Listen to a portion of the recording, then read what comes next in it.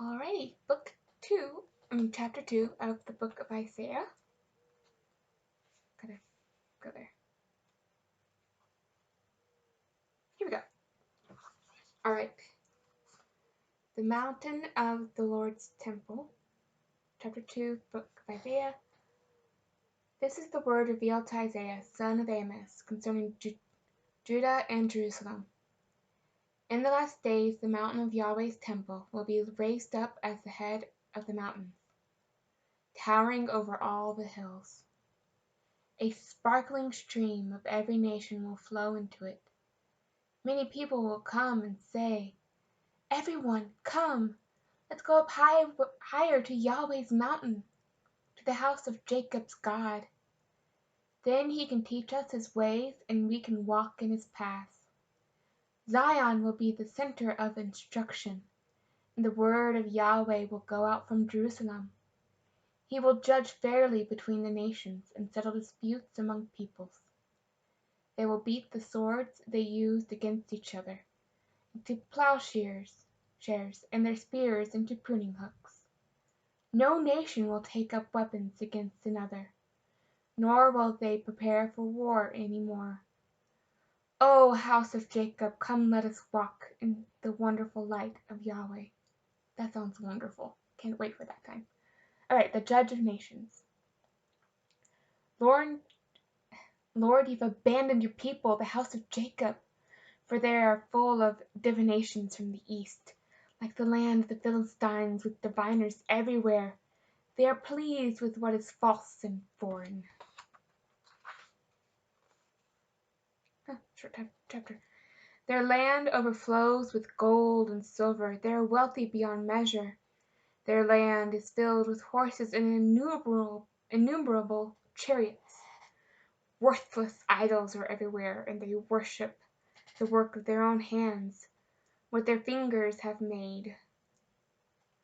Just a note, nowadays those so-called idols are things like technology, food, a person that you're really in love with, things like that.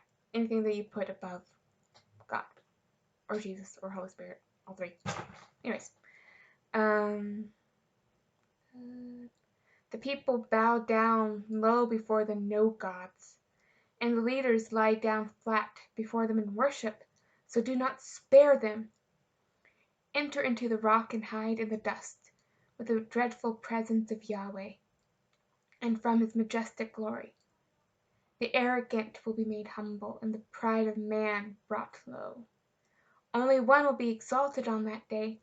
Yahweh, the Lord of angels' armies, has a day of humiliation in store for all the high and mighty, for all who are proud and self-exalting. They will be brought low. His judgment is coming against all the lofty cedars of Lebanon and the oaks of Bashan. Against all the high mountains and all the lofty hills, against every high tower and every forest wall, against all the training ships of Tarshish, and all the impressive sailing vessels. People's arrogance will be conquered and brought low, and those proud of heart will be humiliated. Only one will be exalted on that day, Yahweh. Every worthless idol will utterly pass away. Yay. The coming dread of God.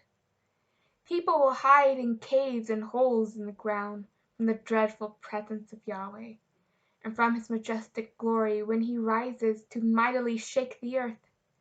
In that day people will throw away the worthless idols their hands have made from gold and silver.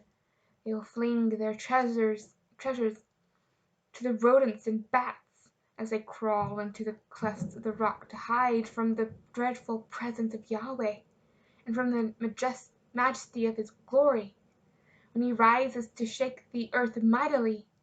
So once and for all stop trusting in man, who is but one breath from death, frail and puny man. And that is chapter 2, and this is day 2 of the book of Isaiah.